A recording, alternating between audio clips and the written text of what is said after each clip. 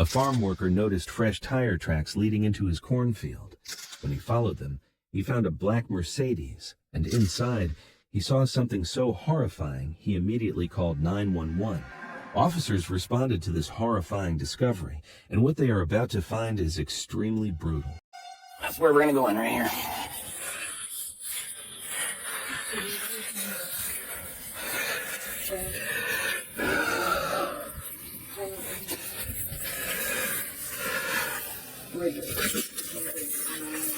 Yeah, we can do something. We did open the back door. We need to open the back door. Do we know if that one in the back on the far right is male or female? Do you know? The one on the far back? The behind the driver? I thought it was a female. So they were stiff when you moved them? Yes. Somebody said? I opened that door. I basically went like this, and it was just, you know, hard, stiff, rigor, whatever you want to call it. Obviously, the male, we didn't check anything on him. I thought there was like a hole. Looks like there might be blood pooling in his ear, or I thought maybe that was an entry or exit wound. I'm not sure. Thank you, guys. Yep. I ran. It looks like it's an actual key story about push button too. There's a key there's no keys in the ignition. A bunch of blood out your shoe. See that? Yeah, it's pooled, yeah. Definite bullet wound to the right side of the face, right side of the ear on him, on the male. Inside the car were 4 victims. Natosha Flug Presley was slumped in the front passenger seat. Jasmine Strum was in the rear passenger side. Loyas Foreman sat in the middle, and Matthew Pettis was behind the driver's seat. I mean, that looks like an entrance wound right there. It didn't look like an exit wound to me. Here's the exit wound over here. See on the front seat? Yeah. Right below, right where the shoulder rest is, that white stuff, is that brain matter or skull particulates? It's hard to say. How do you have exit wounds and there's no damage in the vehicle? Well then, but also if it's a headshot, wouldn't you have splatter? I mean, you got splatter on him, but it's just weird. Well, his is coming from his nose. You know, that's just draining from the nose from the brain. Yeah, oh yeah. Investigators found cell phones, 6 shell casings, and receipts from the night before, including one from a bar in St. Paul. They also found an ID belonging to someone not in the car, a man named Antoine Suggs. Everything was covered in blood. To understand who Antoine Suggs is, we need to go back 3 days earlier to September 9th, 2025. In the early hours of September 9th, Antoine landed in Minnesota on a flight from Arizona. 2 days later, he returned, this time driving a new Mercedes, the same car where the murders would later take place. Sitting beside him was Natosha, smiling and laughing, unaware that just hours later she would be shot in the head. Meanwhile, the victims' loved ones were left mourning their loss. My brother Matt had a big heart. He was very kind. He had a great head on his shoulders, and he just offered the best feedback and advice. Tasha, she had a smile that lit up the whole room. She had a beautiful personality. She was the life of the party. Jasmine and Lois were dating. Actually, they were probably going to get married. He was soft-spoken, kind. Jasmine said, you know, Mom, I think I could spend my life with this man. All 4 victims were parents of young children.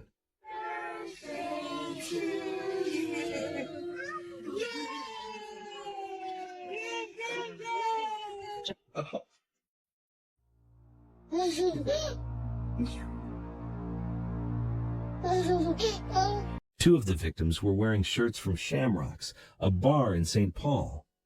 Investigators also found receipts in the Mercedes from several places around the St. Paul area. CCTV confirmed that all 4 victims had been drinking at Shamrocks before heading to another bar in St. Paul called White Squirrel. A camera near the White Squirrel captured a black Mercedes parked outside. At 1:23 a.m., another man, someone Natosha knew, joined the group. It was Antoine Suggs. At 3:11 a.m., a passing bus camera showed Matthew walking toward the Mercedes, and by 3:29 a.m., all 4 friends left with Antoine in that.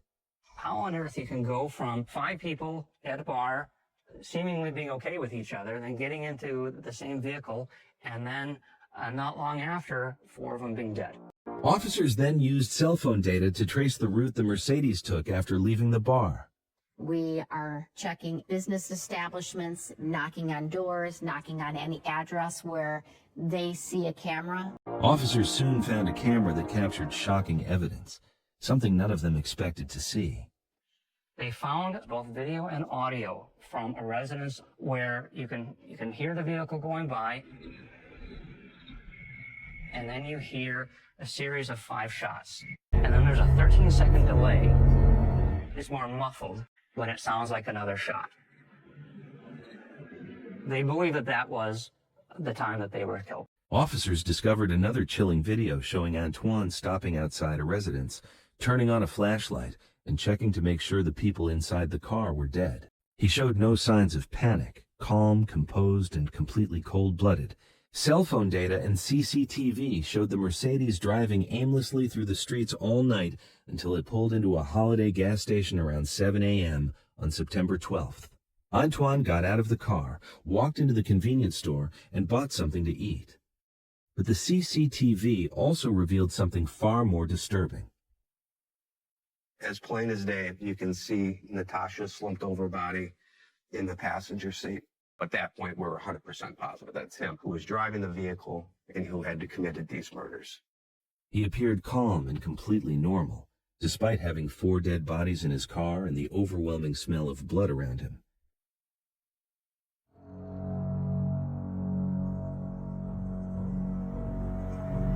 Why is he driving around with these bodies in the car? You could overinterpret that and say, well, maybe he's a psychopath, maybe he was doing it on purpose, maybe there was some sort of intent behind driving around for hours. But I think it's more likely to be the case that he created the situation, he killed these people, and then he didn't really know what to do next. And so he's basically buying time, which also suggests he didn't have a plan for this going in. Next, he was spotted at a gas station in Wheeler, Wisconsin, just a short drive from where the Mercedes would later be found. A short while later, a Nissan Rogue pulled up beside the Mercedes. Antoine spoke briefly with the driver, someone he seemed to know, and then both vehicles drove off. Shortly after, cameras captured the Mercedes heading east toward Wisconsin, with the Nissan following close behind. The driver of the Nissan was later identified as Antoine Suggs's father, Darren Osborne, who was arrested within hours. Darren Osborne did admit that he was there. He still denied knowing anything about any homicides. He denied knowing that there were any dead bodies in the vehicle. And he said that he just thought that this was a drug deal that he was helping his son with. But he talked with his son through the open window on the passenger side, literally over Natasha's body. It is really not possible that he could have done that without seeing at least Natasha, if not the other people that were in the back. When confronted with the video evidence, Darren Osborne admitted his involvement. Days later, after seeing the news on TV, Antoine Suggs turned himself in to police in Arizona. After dumping the bodies with the Mercedes, Antoine got into the Nissan and drove to Arizona with his father. Turning himself in later wasn't about guilt. It was his attempt to look cooperative and possibly earn a lighter sentence after killing 4 people. At his trial, Antoine claimed self-defense.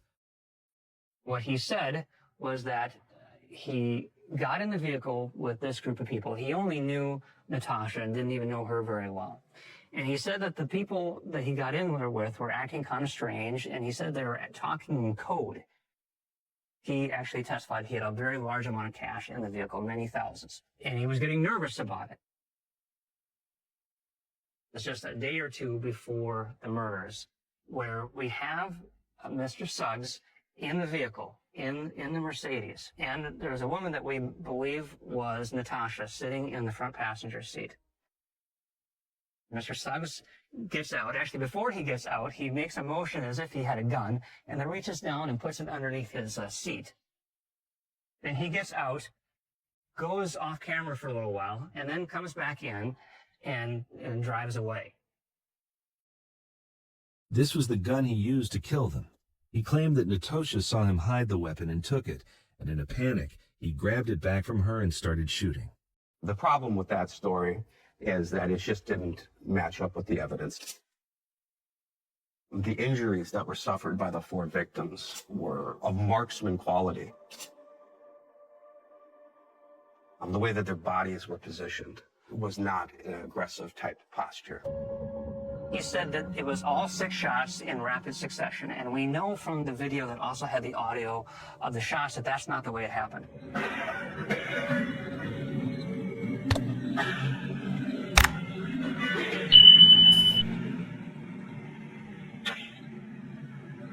The idea that he just fired 6 shots in rapid fire, that's just simply not consistent with the evidence. Antoine admitted he'd been drinking heavily, using drugs, and had barely slept in the days leading up to the murders. Investigators believe the mix of exhaustion and intoxication may have triggered paranoia, making him see threats that weren't there. On May 15, 2023, Antoine Suggs was convicted on 4 counts of second-degree intentional murder. He received consecutive sentences for each count, adding up to a total of 103 years in prison, the longest sentence ever given in Ramsey County for anything other than first-degree murder. Antoine's father, Darren Osborne, pled guilty to helping his son and was sentenced to 5 years in prison. All 4 victims were young parents who loved their children, and now 4 families are left to raise those children without them. The real struggle begins after the trial ends, when the families have to somehow return to a normal life while knowing nothing can bring their loved ones back.